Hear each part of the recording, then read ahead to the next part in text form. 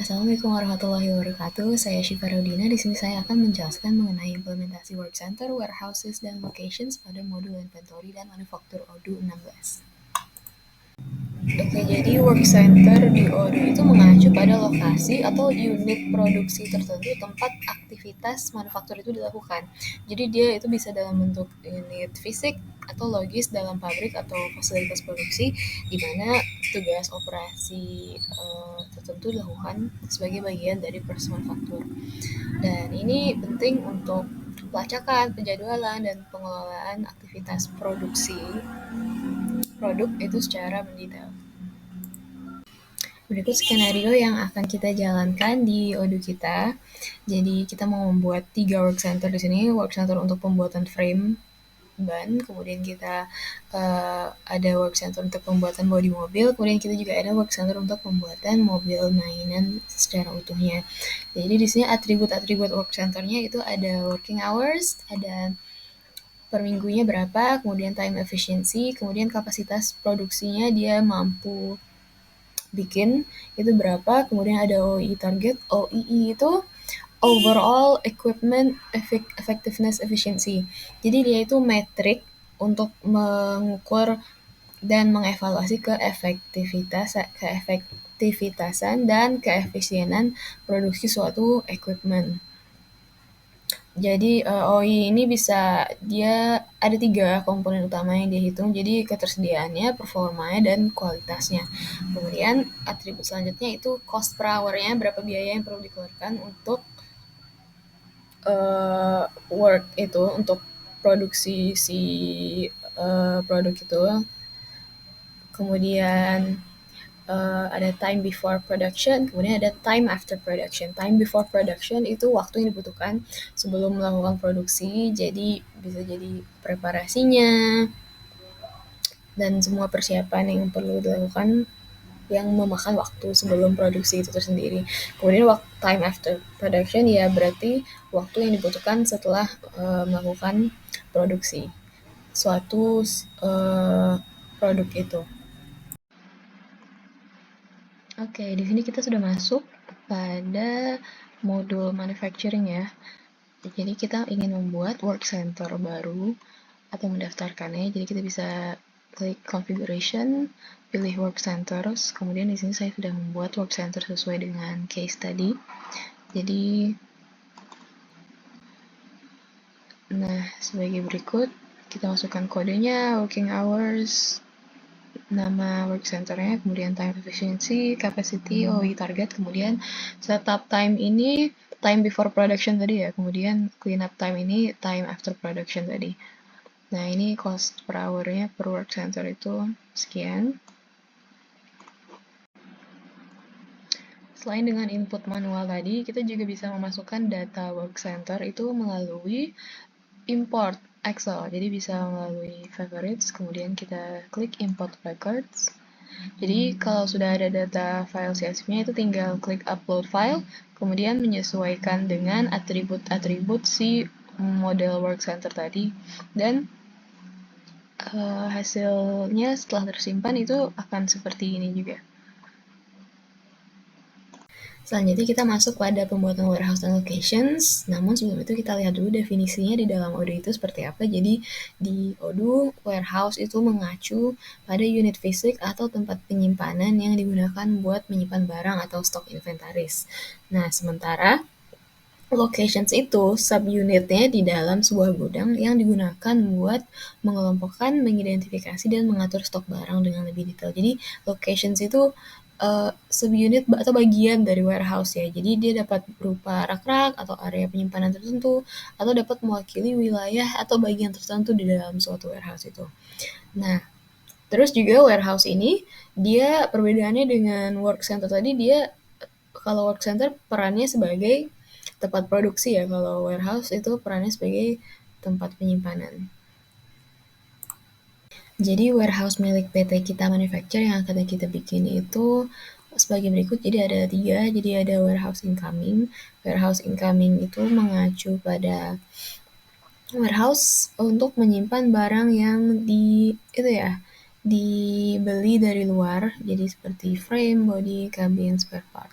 kemudian ada warehouse WIP. Nah, ini atau work in progress. Jadi ini merupakan warehouse penyimpanan hasil produksi yang dalam bentuk seperti frame ban, kemudian body. Jadi dia yang setengah selesai gitu. Jadi dia masih dalam bentuk parts. Kemudian ada warehouse finished good. Jadi warehouse finished good ini untuk penyimpanan produk yang sudah jadi. Jadi si parts-nya tadi udah di-assemble jadi satu produk. Nah, dia itu ada dalam bentuk Lego rendah, kemudian ada dalam bentuk Lego tinggi. Oke, di sini kita sudah masuk pada mode inventory. Kita ingin membuat warehouse baru ya. Jadi kita pergi ke configuration, ada warehouse management, kita pilih warehouses. Nah, di sini saya sudah membuat 3 sesuai dengan skenario yang tadi. Jadi ini kalau dilihat, ini yang diisi itu nama warehouse-nya, address-nya perusahaan apa, kemudian di sini shipment-nya isi sesuai kebutuhan. Di sini jenis resupply-nya karena dia work in progress, jadi dia jenis resupply-nya itu manufacture to resupply. Karena memang isi barangnya itu hasil work in progress berupa frame ban atau body yang habis diassemble dari barang-barang raw materials. Nah, ini jenis manufacture-nya pick components, manufacture, and then store products. Jadi ada 3 step di dalam manufacture-nya. Nah, untuk warehouse yang lain, ini kita bisa lihat dengan klik ini ya. Ini ada finished goods juga resupply-nya manufacture to resupply karena dia produknya berisi produk-produk hasil pembuatan assembly dari produk dari warehouse WIP itu. Nah, kemudian ini ada warehouse incoming. Untuk yang incoming itu jenis resupply-nya beda karena dia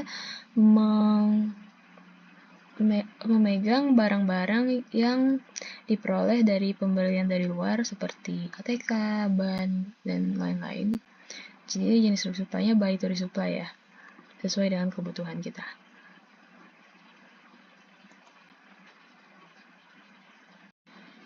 Selanjutnya untuk pembuatan locations, kita bisa pilih konfigurasi juga. Dia masih di dalam bagian warehouse management ya, jadi kita pilih locations. Kemudian ini location yang sudah saya bikin. Untuk melihatnya dengan lebih mudah, kita bisa lihat dengan filter kategorikan berdasarkan warehouse. Jadi seperti ini teman-teman hasilnya.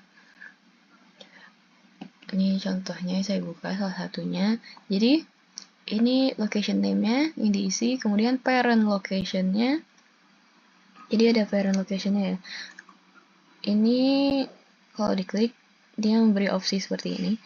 Ini FG, ini short name buat salah satu warehouse tadi ya. Jadi kita bisa pilih di sini parent location itu warehouse mana atau bagian mana. Ini kebetulan dia parent location-nya warehouse progress, kemudian dia juga merupakan bagian dari location stock.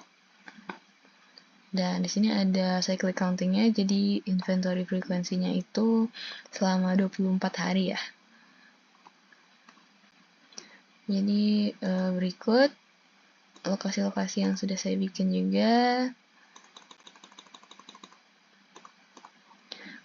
Nah, ini untuk yang FG, finished goods. Finished goods ada Lego tinggi, penyimpanan untuk Lego tinggi. Nih, penyimpanan untuk Lego rendah.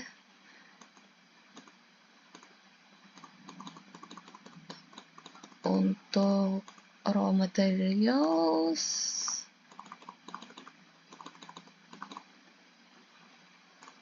Mari kita lihat. Nah, untuk warehouse incoming, berikut location-locationnya ya. Ini untuk penyimpanan body, penyimpanan ATK, penyimpanan cabin, penyimpanan frame, general, jasa, tergantung kebutuhan kita ya, teman-teman.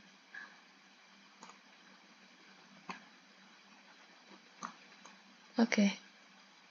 Sekian dulu penjelasan dari saya. Untuk penjelasan ini yang lebih jelasnya bisa lihat dari video root. Untuk saat ini sampai sini dulu saja. Semoga bermanfaat dan terima kasih.